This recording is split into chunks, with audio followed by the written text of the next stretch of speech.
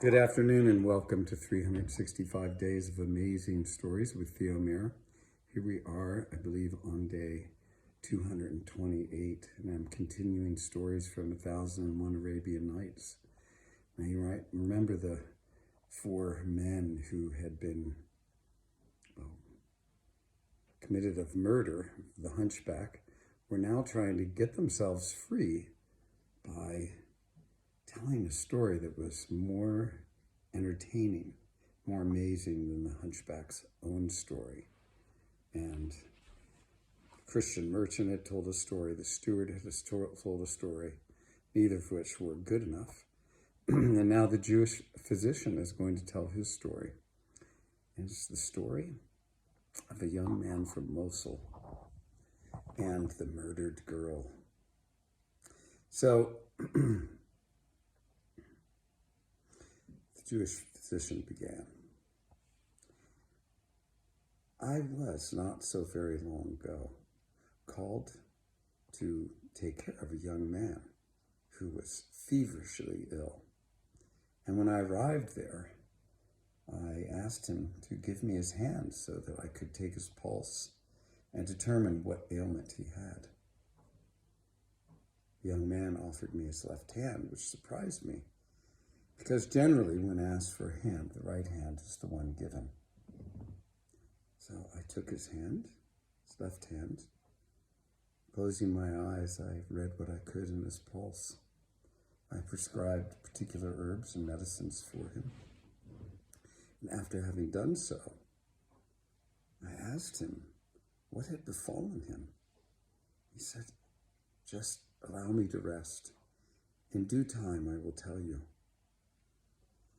He did rest, and the herbs that I prescribed to him seemed to do magic. He recovered, and when I saw him the next time, he was sitting up and looked ready to again embrace life. I told him, "It is good time. Let us go to the baths, and there you will be refreshed. And whatever else is left, I will make sure it is cleansed from your body."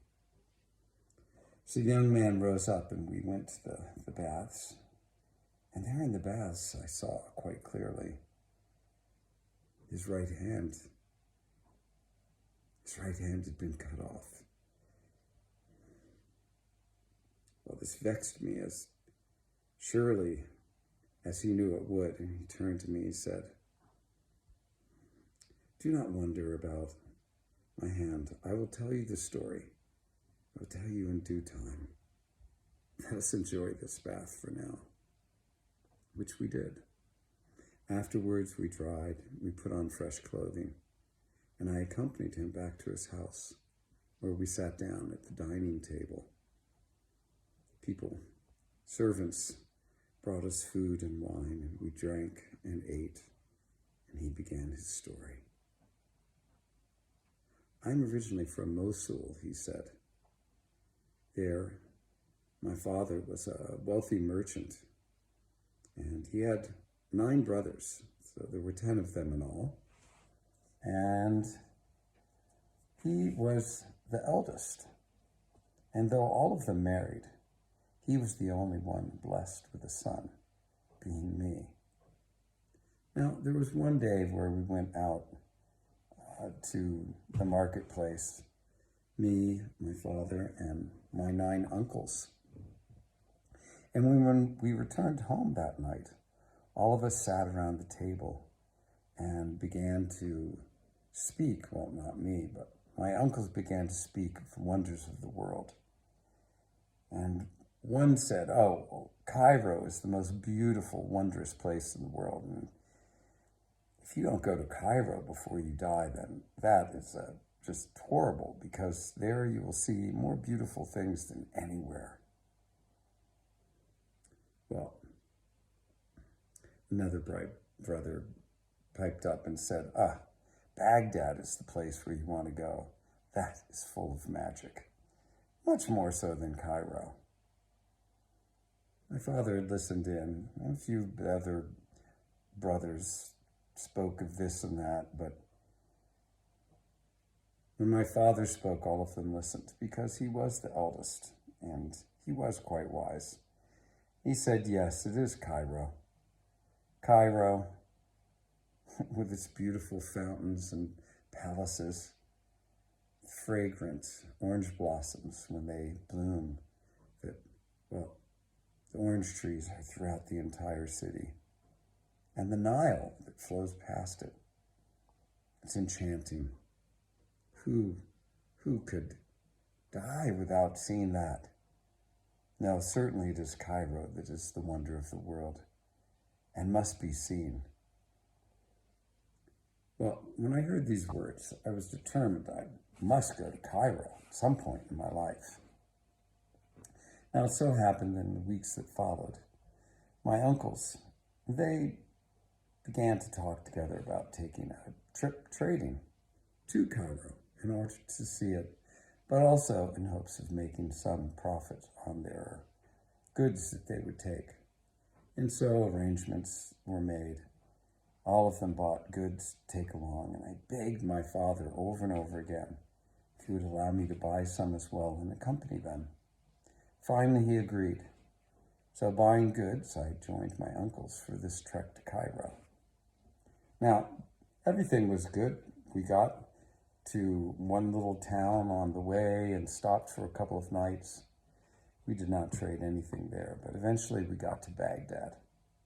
And when we were in Baghdad, we set up our stands and traded and sold. And my uncles helped me make a profit on what I had bought and what I had brought with me. Now, they, of course, were determined to go on to Cairo, but it seems that my father had been very strict with them and said, do not let him go to Cairo.